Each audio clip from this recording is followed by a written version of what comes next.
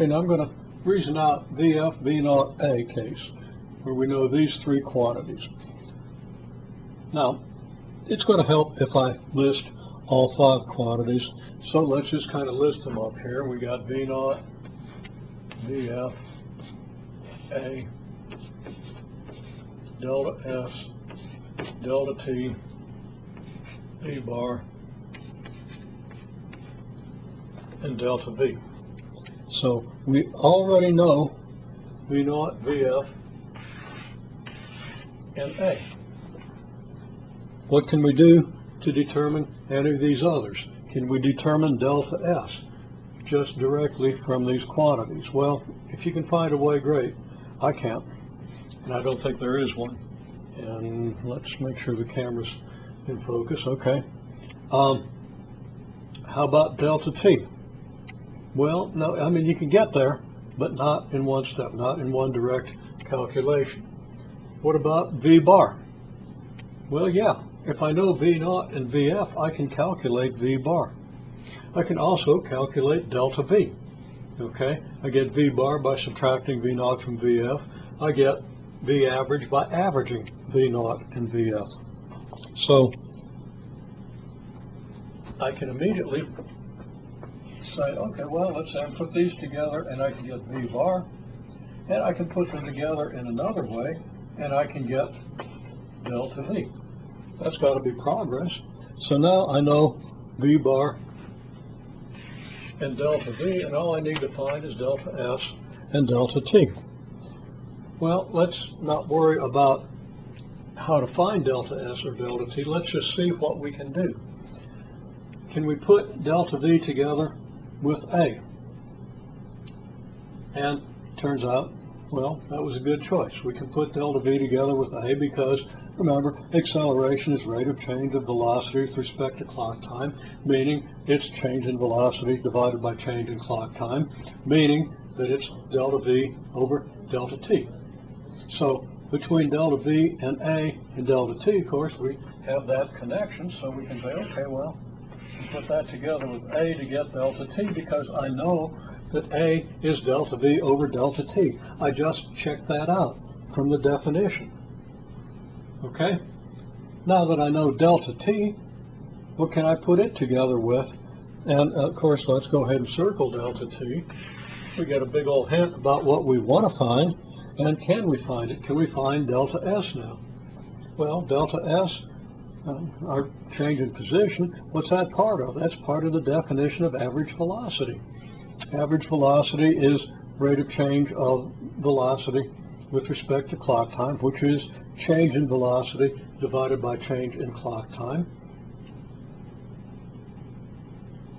And what did I just say? I said something completely wrong there, so let's go back.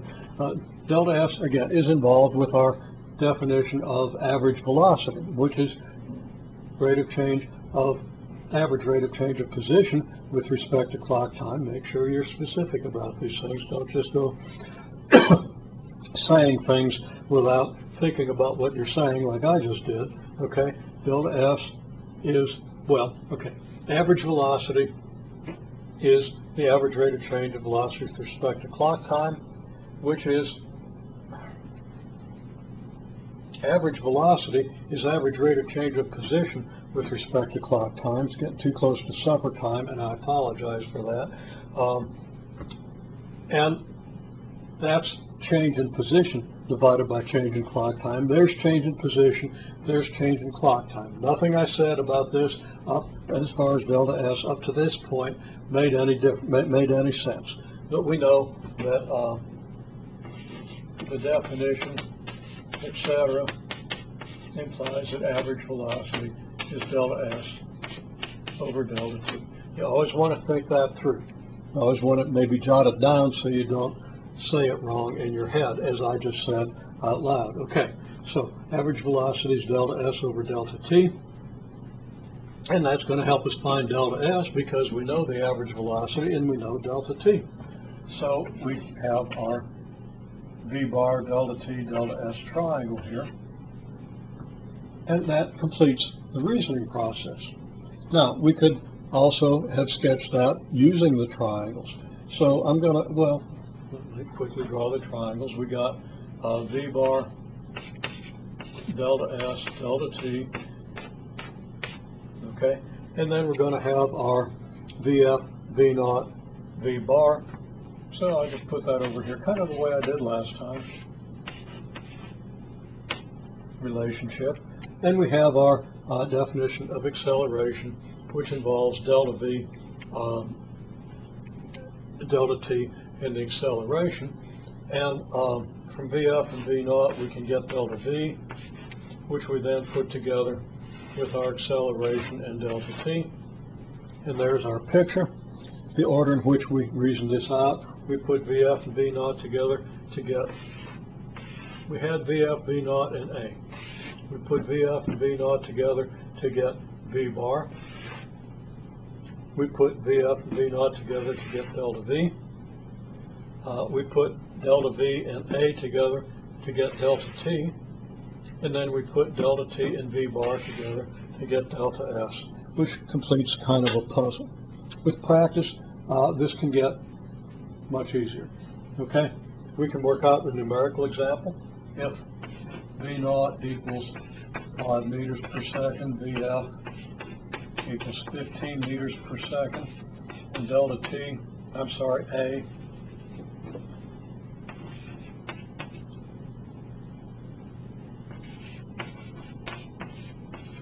I'm actually using quantities that I used before that came out in our preceding analysis, and I'll continue with those quantities, but let's see how we put them together in this case. We put our VF and V naught together to get V bar equals 10 meters per second. 5 to 15 averages out to 10 meters per second. We put them together to get delta V equals, okay, I'm going to change my numbers because I'm going to get 10 meters per second twice, both for delta V and V bar, and in this case I don't like that, so I'm going to make a change. Okay, I've made the change. V naught's 5 meters per second, VF is 35 meters per second, and when I average those two, I add them to get 40 meters per second, divide by 2, I get the average velocity, 20 meters per second. Delta V, change in velocity, well, from 5 to 35, the change is 30 meters per second. 35 meters per second minus 5 meters per second. Now that I got delta V and V bar, what can I do? Is there anything I can put together with the acceleration? Well, I know that acceleration, again, we can reason from the initial definition of acceleration, which leads us to acceleration is change in velocity over change in clock time. We have acceleration and change in velocity, so we can put those together to get our change in clock time, and that's going to equal our delta V divided by our acceleration, and that's going to be 10 seconds. And then we can put that together with our V bar to get delta S. We multiply 20 meters per second by 10 seconds, and we get 200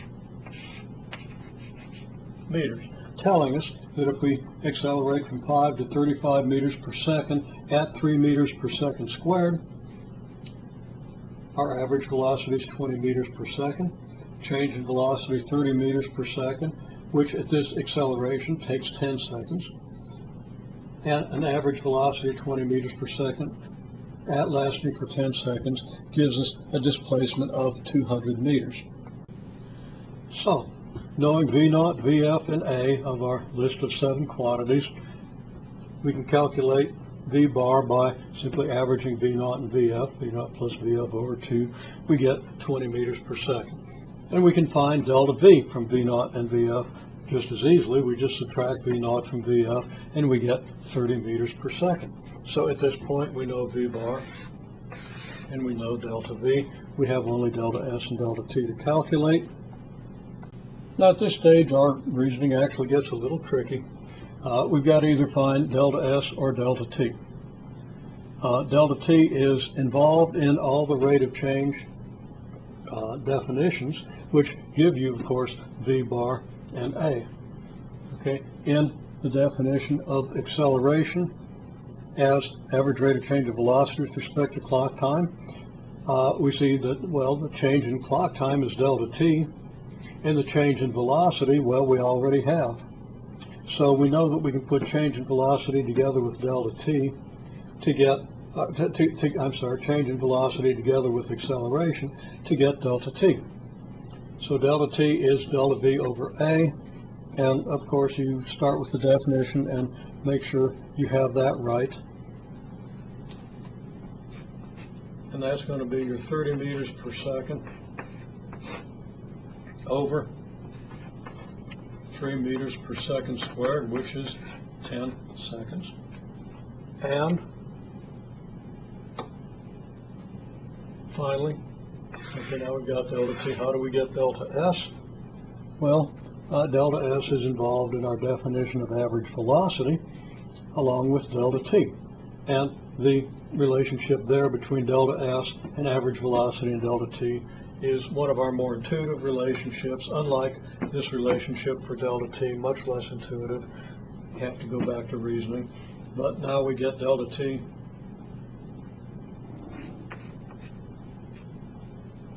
and I'm finding delta s. I see the delta t and copy it. Let me fix that.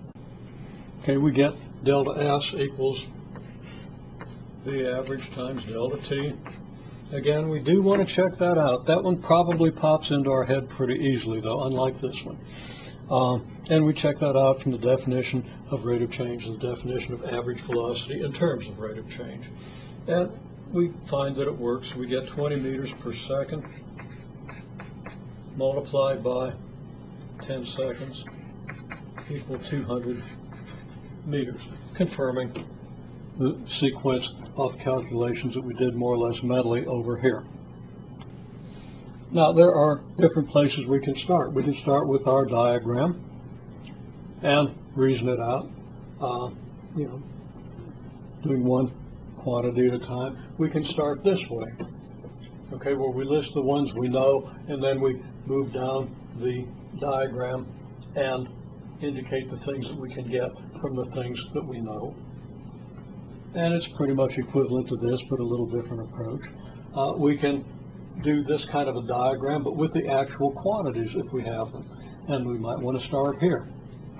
Or we could just list our quantities and proceed to calculate one quantity at a time and kind of check off what we have. Circle each quantity as we find it.